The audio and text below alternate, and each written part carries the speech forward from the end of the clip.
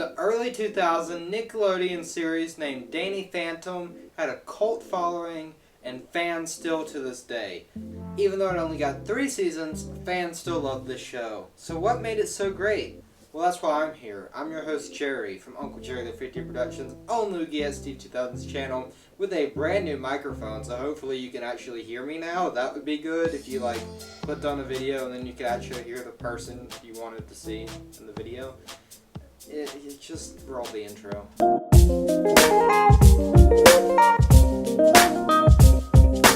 So when I started this series, there's no doubt in my mind whatsoever that we would be covering Danny Phantom at some point. And the winner of last week's voting poll, you guessed it, was Danny Phantom. So in episode 4, Golden Days Cartoons, we are covering Danny Phantom.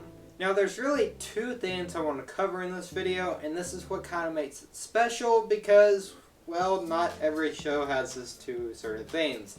The first part of the video will be very familiar as we will cover what made it great. The second part is we're going to take a little dive into, well, what kind of went on behind the scenes of Danny Phantom. Because honestly, what happened behind the scenes is as interesting as what happened in the show itself. Now, first off, we can all agree what made Danny Phantom great was that awesome intro. It's so catchy, like I occasionally am taking a test and I'll be like, oh, well the square root of 64 is... Oh man, I got that Danny Phantom song stuck in my head again. Let's hear it now. He's a phantom. Danny Phantom. Young Danny Phantom, he was just 4. Oh.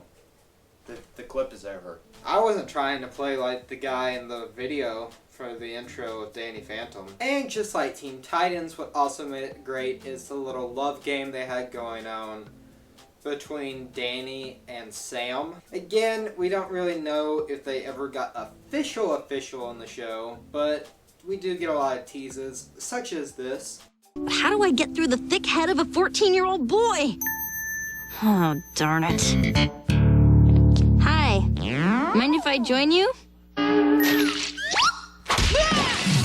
I think also one thing that really made it special in the whole superhero TV show, besides being completely unique in the story, is all the comedy they could add into the drama and keep it well balanced. One episode in particular, Danny's arch nemesis, Vlad, gets a cat. Remember, if anyone asks, you're my sister's cat.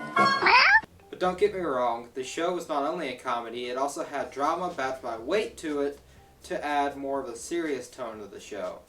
In this clip, Danny can't save Danielle, and, well, I'll let it speak for itself. Too late. Bye, Danny. Thanks for... Oh no! No! So, I just gave you the highlights of the comedy and the drama part of the portions of the show. Also, the little love teases.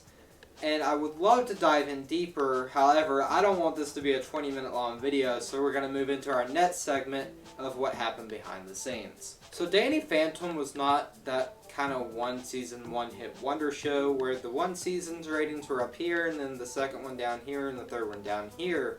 It actually did the opposite, the third season being one of the most popular, and it started to gain traction the most during the third season. So why did Nickelodeon cancel it? It doesn't make sense. Especially if you look at all these protests going outside of Nickelodeon's building for years after Danny Phantom got canceled.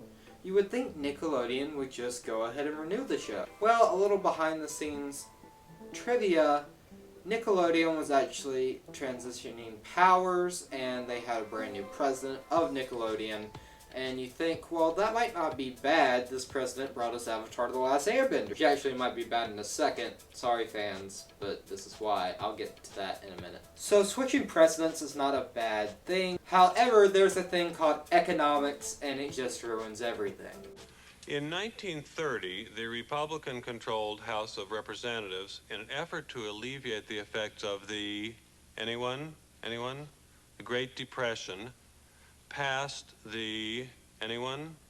The tariff bill, the Hawley-Smoot Tariff Act, which, anyone raised or lowered? Raised tariffs in an effort to collect more revenue for the federal government. No, not the Ferris Bueller type of economics. I'm talking about business economics. Kinda.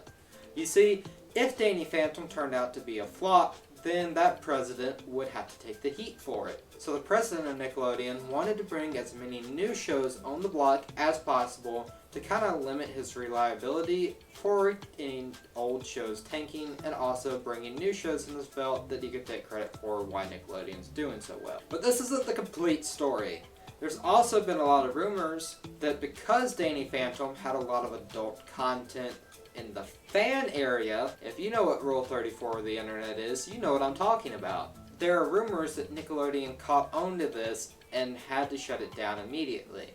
There's also a lot of, oh god, how do I put this without getting copyrighted strike on YouTube? Same gender relationships being shipped by the fandom, and there also being stories about those being created by the fandom called fanfic, and there's a lot of rumors that Nickelodeon in that time, because this is the early 2000s, did not like that and had to shut it down immediately. Now Nickelodeon obviously won't comment on this, so whether that is true or not, we will never really know, but I think we can all come to the conclusion that Reddit really ruins everything. Now, didn't Jerry say something about Avatar: The Last Airbender kind of ruining Danny Phantom?